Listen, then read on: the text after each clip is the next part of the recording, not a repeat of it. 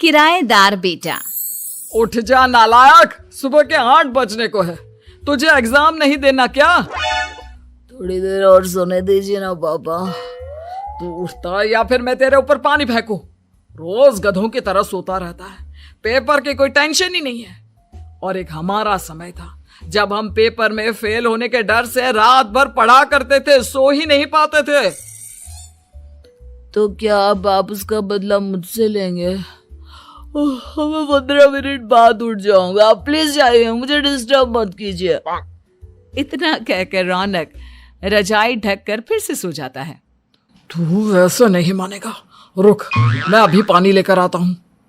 बस फिर क्या था, इतना कहकर वो भागते हुए बाथरूम में जाते हैं और पानी की एक बड़ी सी बाल्टी लाकर रौनक के ऊपर फेंक देते हैं।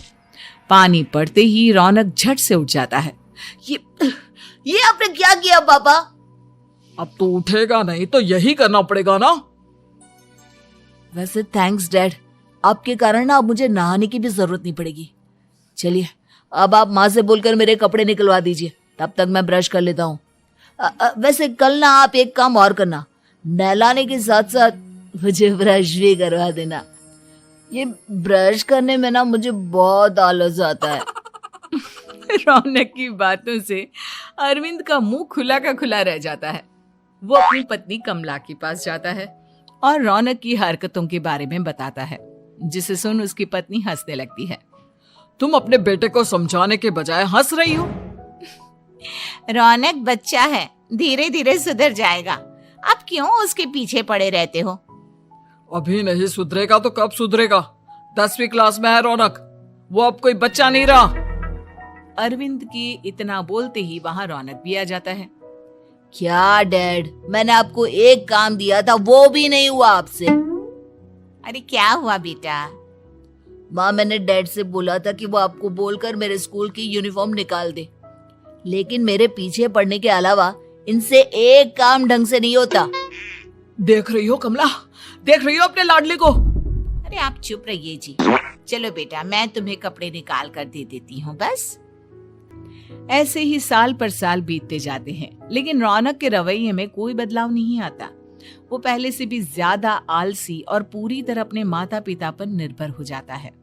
2 साल बाद पता नहीं कहाँ गायब रहता है पूरे दिन, अब तक तो आ जाना चाहिए था।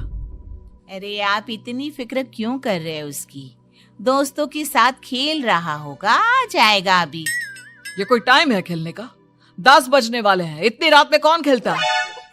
कमला कुछ कहती उससे पहले ही रौनक वहां आ जाता है। मम्मी जल्दी से खाना लगा दो, बहुत भूख लग रही है। तुम्हें तब तक खाना नहीं मिलेगा जब तक तुम बता नहीं देते कि इतनी रात गए कहां से आ रहे हो। ओ प्लीज डैड, अब आप एसी पे प्रद्युमन बनकर मेरे सर पर बंदूक लेकर मत बैठ जाना। अपनी फालतू की बकवास बंद कर और बता कहां से आ रहा है। माँ अब समझाइए ना डैड को। बता देना बेटा, इनको भी तसल्ली हो जाएगी। आप बोल रही हैं तो बता देता हूँ, मैं दोस्तों के साथ मूवी देखने गया था, इसलिए देर हो गई। तो इन सब चीजों में मेरे पैसे उड़ाता है। कभी 1 रुपया कमाने के बारे में सोचा है तूने? जब देखो हवा की तरह पैसे उड़ाता रहता है। माँ अब आप इन्हें चुप करा दीजिए, वरना ना मुझे गुस्सा आ जाएगा। अच्छा क्या कर लेगा? बता ना, क्या कर लेगा तू? वैसे बात तो ठीक ही है, मैं कर ही कह सकता हूँ। पैसे तो फिर भी मैं आपसे ही मांगूंगा ना। चलिए अब ये सब बात छोड़िए और मम्मी मेरे लिए खाना लगा दीजिए। अभी लगा देती हूँ बेटा। मैं बता रहा हूँ कमला, एक दिन ये ऐसे ही बिगड़ जाएगा। ओफो, आप क्यों इतना पीछे पड़े रहते हो मेरे बच्चे के? बात की बाद में देखेंगे, अभी आप शांति से उसे खाना खाने देंगे। अगले दिन डैडी मुझे 10,000 रुपए चाहिए। हाँ? अब इतने पैसे क्यों चाहिए तुझे? डैड आप बिना सवाल किए कभी पैसे नहीं दे सकते क्या? जब तक तू बताएगा नहीं तुझे पैसे भी नहीं मिलेंगे। अरे अब आप अपने बेटे को पैसे भी नहीं दे सकते? नालायक, तेरी उम्र के लोग नौकरी करते हैं और एक तू है जो नौकरी करने का नाम ही नहीं लेता कभी। आप लोगों के होते हुए भला मैं नौकरी क्यों करूं? अरे हम कब तक पैसे देंगे तुझे? तुझे भी तो अपने पैरों पर खड़ा होना होगा ना। कौन सा उधार के पैरों पर खड़ा हूं? अपने ही तो पैरों पर खड़ा हूं मैं। इसी तरह रौनक दिन प्रतिदिन लापरवाह होता जाता है। उसकी लापरवाही को देखते हुए अरविंद और कमला अपने बेटे की शादी कराने का फैसला लेते हैं और 1 महीने के अंदर अंदर ही रौनक की शादी मेघा नाम की लड़की से करा देते हैं। शादी के कुछ दिन बाद, रौनक, मुझे एक अच्छी सी साड़ी चाहिए, आप ला दोगी ना? हाँ, क्यों नहीं। कितने तक की आती है साड़ी? यही करीब 5,000 तक की। तुम चिंता मत करो, मैं आज ही डैडी से पैसे मांगकर तुम्हारे लिए साड़ी ले आऊंगा। आप कब तक ऐसे ही अपने पापा से पैसे मांगते रहेंगे? कोई अच्छी सी नौकरी क्यों नहीं कर लेते आप? अरे डैड के होते हुए मुझे नौकरी करने की जरूरत ही क्या है? पर आप ऐसे कब तक उनसे पैसे मांगते रहेंगे? कुछ आपको अपने दम पर भी तो करना होगा ना। अब तुम भी बाकी लोगों की तरह मुझे ज्ञान देना शुरू मत कर देना। साड़ी चाहिए ना तुम्हें, मिल जाएगी बस। इतना कहकर रौनक अपने पिता से पैसे मांगने चला जाता है। डैडी, मुझे 5,000 रुपया चाहिए। अब 5,000 क्यों चाहिए तुझे? वो मेघा को साड़ी चाहिए थी। अरविंद आगे बिना कुछ कहे चुपचाप उसे पैसे निकाल कर दे देता है। कुछ दिन बाद, तुम्हें नहीं लगता कमला, रौनक हम पर पहले से भी ज्यादा डिपेंड हो गया है? मुझे तो अब उसके भविष्य की चिंता होने लगी है। कल को हमें कुछ हो गया तो वो क्या करेगा?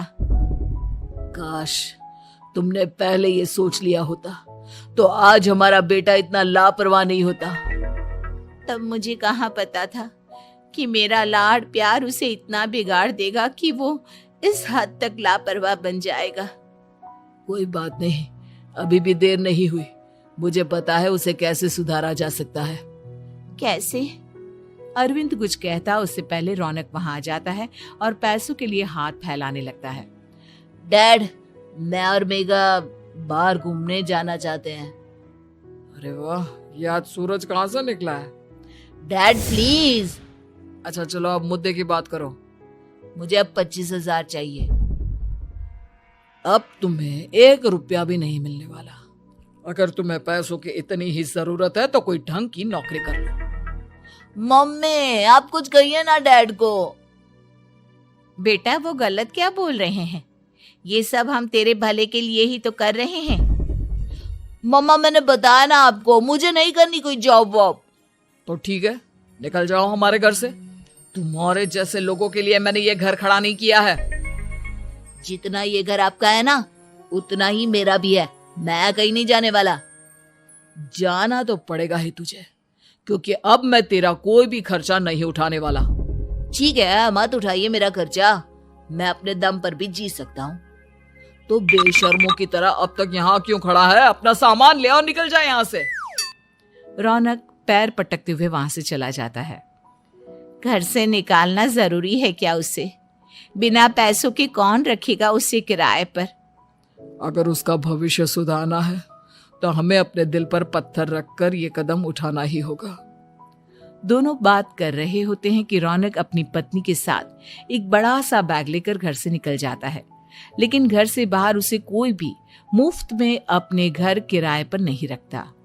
अंत में थक हार कर वो फिर से अपने घर चला जाता है। क्या हुआ? थोड़ी देर पहले तो दहाड़ते हुए घर से निकला था, अब क्या हुआ? नहीं रखा ना किसी ने तुझे किराए पर? डैड प्लीज, मैं कुछ दिनों में कोई अच्छी सी नौकरी शुरू कर दूंगा। आप तब तक तो हमें रख लीजिए प्लीज। सुबह से रात हो चुकी है लेकिन कोई हमें रखने को राजी नहीं है। अब आप ही बताइए, इतनी रात को मैं मेघा को लेकर कहाँ जाऊंगा? ठीक है, बहू की वजह से मैं तुझे घर पर रख रहा हूँ, लेकिन तू इस घर में एक बेटे की नहीं बल्कि एक किराएदार की हैसियत से रहेगा। 3 महीने हैं तेरे पास। इन 3 महीनों के अंदर अंदर मुझे तेरी पहली तनख्वाह हाथ में चाहिए, समझ गया? पक्का डैड, इन 3 महीनों के अंदर अंदर तो कोई बढ़िया सी नौकरी ढूंढ ही लूंगा मैं। ऐसे ही धीरे धीरे समय बीतने लगता है और अरविंद के दिए 3 महीनों में से 2 महीने बीत चुके होते हैं। पापा जी ने हमें 3 महीने दिए थे, जिसमें से 2 महीने तो बीत चुके हैं। अब ये आखिरी महीना बचा है। अरे तुम चिंता मत करो, आज मेरा ना 2 जगह इंटरव्यू है, दोनों में से कहीं ना कहीं तो जॉब लग ही जाएगी। अच्छा, all the best. Raunak interview के लिए निकल जाता है, जिसके बाद शाम में रौनक घर आता है। कैसा गया इंटरव्यू? आपकी नौकरी लगी या नहीं? अरे पहले सांस तो ले लेने दो अच्छे से। बताइए ना, मुझसे तो जरा भी इंतजार नहीं हो रहा है। वो दरअसल बात यह है कि मेरी नौकरी तो लग चुकी है, लेकिन पैसे बहुत कम है। कितने पैसे हैं? 15,000। इतने में अरविंद और कमला मिठाई का डिब्बा लेकर आ जाते हैं। बधाई हो बेटा। हम जानते थे तेरी जॉब जरूर लगेगी। लेकिन मेरी सैलरी बहुत कम है मम्मा। कम है तो क्या हुआ, धीरे धीरे बढ़ जाएगी। हाँ बेटा, हम तो बस चाहते थे कि तू अपने पैरों पर खड़ा हो जाए। मतलब अब आप मुझे घर से नहीं निकालेंगे? नहीं, ये सब हमने तुझे जिम्मेदार इंसान बनाने के लिए किया था। Thank you mummy papa. अगर आप दोनों ऐसा नहीं करते तो मुझे कभी अपनी जिम्मेदारियों का एहसास तक नहीं होता। आज आपने मुझे सिखा दिया कि इंसान का अपने पैरों पर खड़ा होना भी जरूरी होता है। इतना कहकर रौनक झट से अपने माता पिता के गले लग जाता है और अपनी कमाई की पहली तनख्वाह वो अपने माता पिता के हाथ में सौंपता है। इस तरह रौनक एक गैर जिम्मेदार व्यक्ति से एक जिम्मेदार व्यक्ति बन जाता है।